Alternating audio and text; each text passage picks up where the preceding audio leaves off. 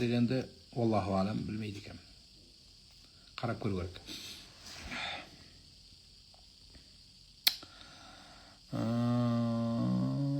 Balama ota jasaydi, duo jasab jursangiz yaxshi.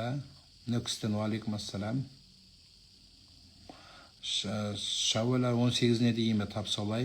Burun bir түс көрген едім. Араға ұзақ жыл салып түсті қайта көрдім. Ол не мағына екен, есімде кәдімгідей қалып қойды дейді. Есте таза қалып қойған түс бұл рахмани түске жақын деп айтылады. Бұл белгі болады сізге. Рамазанда хайыз болса қайда кетті? Оның қарызы міндетті түрде өтеу керек па? Рамазан оразасы бұл бір айлық кутиба алейкумус сиям. Бір ай белгілі уақыттар. Яғни ол бір ай. 29 болады, кейде 30 болады. Яғни ораза деп айтылу үшін бір ай құлшылық болу керек. Сонда бұл комплектімен Құдайдың алдына өтеді. Егер сіз арасы ұсталмаған болса, онда мына оразан неполный болып тұрады, түсінесіз ба? Сондықтан бір айға жеткізу керексіз, сонда бұл полный комплект болады. Сондықтан намаздар қайтарылмайды ол кездегі, бірақ ораза орнына толу керек.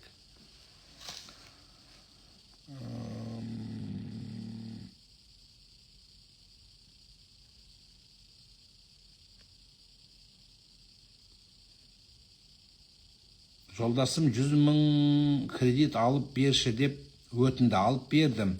Оказалось, қайын сіңіліме берген екен, бауырына ғой.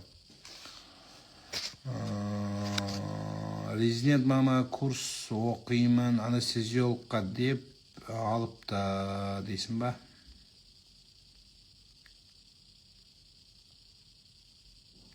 Кредит алып отырмын дейді. Мен кредит алып отырмын дейді. Ол қаншалықты дұрыс дейді.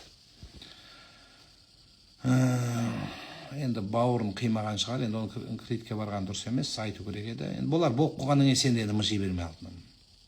Енді адам болған нәрсемен өмір сүрмеу керек алтыным.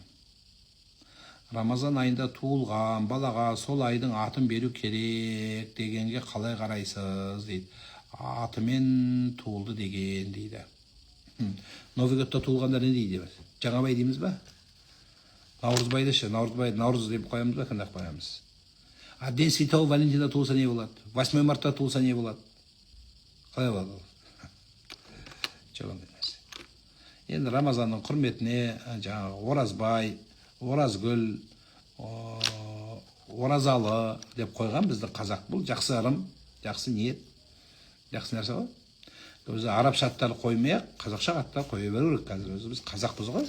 Қазақша аттар қоя бер. Қабанбай, Ертөстік, қазақша ат қой. Жаңа мен айтқан Оразгүл, ол болса Оразалы, обязательно Рамадан деп қою шарт емес, Рамазан деп қойып.